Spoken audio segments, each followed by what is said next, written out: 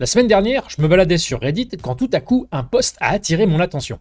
Un trader montrait comment il avait déjà gagné 9000 $ ce mois-ci en tradant des comptes de propre firme. Et il montrait ni Lamborghini, ni indicateur secret. Il exécute tout bêtement une stratégie très simple tous les jours. La cassure du range des 5 premières minutes pendant la session de New York. J'ai vérifié beaucoup de ses posts et il demande jamais de like et il a aucune formation à vendre. En fait, je lui ai même demandé s'il était intéressé pour me prendre mon argent et il n'a même pas répondu. Donc non, ce gars ne vend rien, il poste simplement ses résultats. Et des résultats assez incroyables d'ailleurs. À chaque fois, il explique qu'il gagne des milliers de dollars chaque mois en utilisant une seule configuration très systématique à l'ouverture de la session de New York. Et voici la configuration en question. Alors, pour la plupart des traders, c'est clairement le rêve. Tu te mets devant ton écran à 9h30 heure de New York, tu attends le setup et en moins d'une heure, tu repars avec 1000 ou 2000 $. Et le meilleur dans tout ça, il dit qu'il exécute exactement la même chose tous les jours. Et il explique toute la procédure en détail. Je me suis alors dit, ok, le gars affirme avoir trouvé un avantage statistique sur les marchés, il montre des preuves de résultats, et il partage ça gratuitement avec des dizaines de milliers de personnes sur Reddit. Même si ça peut sembler cool, ça paraissait aussi un peu suspect. Donc, naturellement, j'ai décidé de tester moi-même. Je vais vous expliquer comment la stratégie fonctionne en moins d'une minute. Donc, chaque jour à l'ouverture de la session de New York, donc en fonction de votre fuseau horaire, vous attendez simplement les 5 premières minutes d'action de prix. Ensuite, vous marquez le plus haut et le plus bas du range d'ouverture de ces 5 premières minutes, puis vous attendez une cassure de ce range. Mais pas n'importe comment. En fait, ce que vous voulez voir, c'est une bougie qui clôture en dehors du range et qui crée un fair value gap, aussi appelé une imbalance. Donc, comme vous pouvez le voir ici, cette bougie clôture en dehors du range et a créé un fair value gap juste ici. Donc, une fois que vous avez la clôture en dehors du range et le fair value gap qui est formé, alors ça, c'est votre confirmation pour rentrer sur un trade. Donc, dans cet exemple, puisque la cassure est vers le bas, on prendrait une position short. Le stop loss, lui, est placé au plus haut de la séquence des bougies qui forment le fair value gap. Et pour le take profit, si votre stop est à une distance supérieure à 40 points, alors vous allez viser un ratio gain-risque de 1,5 pour 1. Et au contraire, si votre stop est inférieur à 40 points, alors vous allez viser un ratio gain-risque de 2 pour 1. Donc dans notre exemple ici, la distance du stop était de 58 points, donc on utilise un objectif de 1,5 R. Si le premier trade de la journée est gagnant, alors c'est bon, vous pouvez arrêter pour la journée. Mais si le premier trade est perdant, alors vous êtes autorisé d'ouvrir un deuxième trade. Donc au maximum, on va pouvoir prendre 2 trades par session. Maintenant, concernant la gestion d'un trade, donc la target, c'est un ratio gain-risque fixe, mais vous pouvez remonter votre stop loss à break-even lorsque la structure a été cassée. Alors, je sais que structure cassée, ça peut paraître un peu subjectif, mais concrètement, ça correspond au moment où le prix a parcouru environ 2/3 de la distance vers le take profit. On va donc tester ça sur la période août 2025, parce que c'est là que ce trader sur Reddit a commencé à publier ses résultats et poster à propos de cette stratégie, jusqu'à février 2026, la période, le moment où j'ai vu justement son dernier post. On va donc utiliser un capital de départ de 50 000 $, ce qui est assez courant dans les comptes de propre firme, et on va risquer, comme il le fait lui-même, c'est-à-dire 1% du capital par trade. Je laisse la plateforme analyser les règles pour voir si c'est suffisamment clair, normalement oui. Donc comme vous l'avez vu, pour l'instant, je veux tester sans la partie gestion du trade et remontée du stop loss à break-even, parce que je veux garder les choses simples et voir s'il y a vraiment un edge et un avantage statistique dans cette configuration. Ok, les règles sont analysées, le backtest est prêt, c'est parti.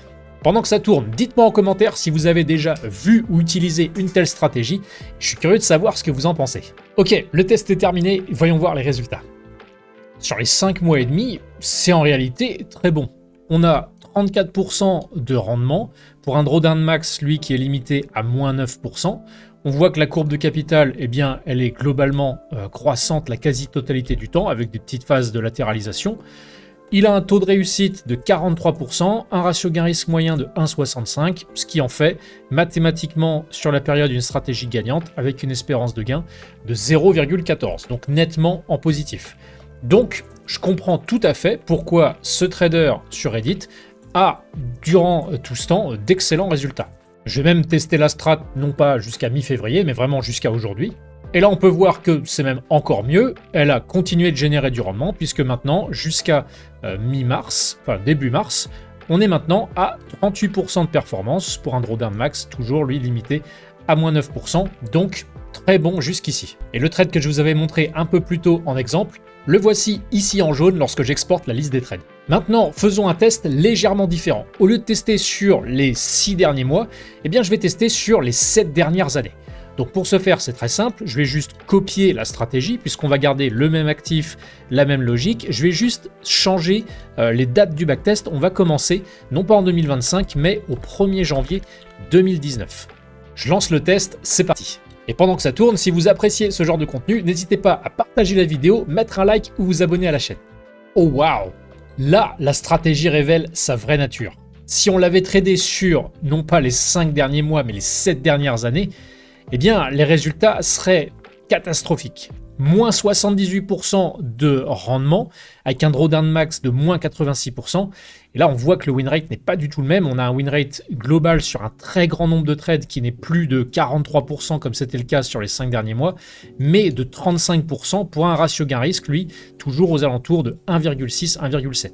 Et comme on peut le voir, l'espérance de gain sur près de 3000 trades, eh bien, elle bascule en territoire négatif, ce qui fait que la stratégie n'est mathématiquement pas gagnante.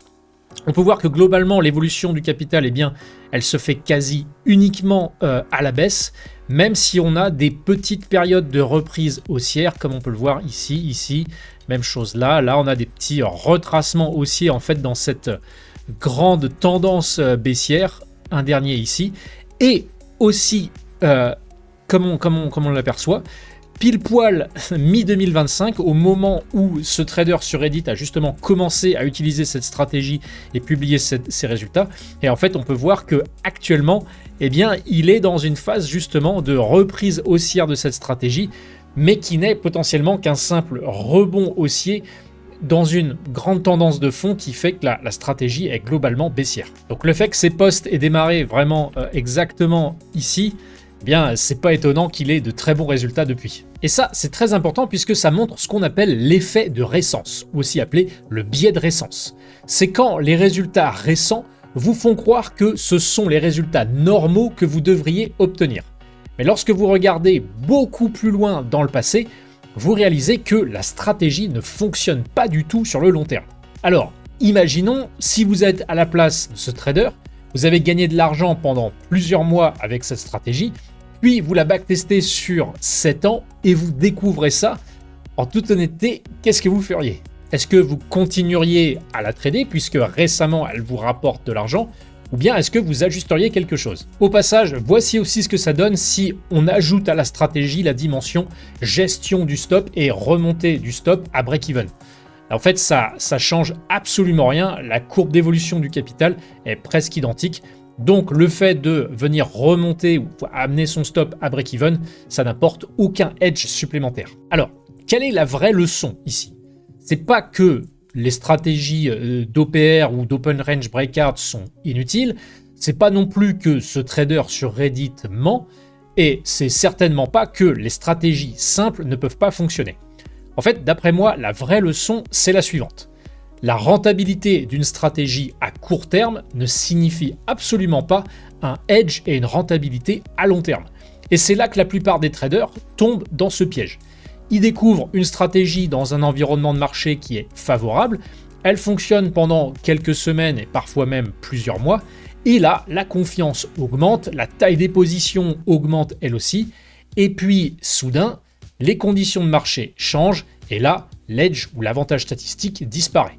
Pas parce que les règles ont changé, mais parce que le marché, lui, a changé d'environnement. Un vrai edge solide vient d'un avantage statistique sur un très grand nombre de trades et idéalement dans plusieurs environnements de marché. Si vous êtes sérieux dans votre trading et dans la conception d'une stratégie, alors votre travail, c'est pas de trouver ce qui a fonctionné le mois dernier, mais de vous demander: est-ce que ma stratégie peut vraiment survivre à plusieurs environnements de marché? Est-ce qu'elle peut aussi résister à plusieurs années d'historique de prix? Donc la prochaine fois que vous voyez un post viral sur X ou Reddit qui montre plusieurs mois consécutifs dans le vert, ne vous demandez pas « Oh, comment est-ce que je peux copier ça ?»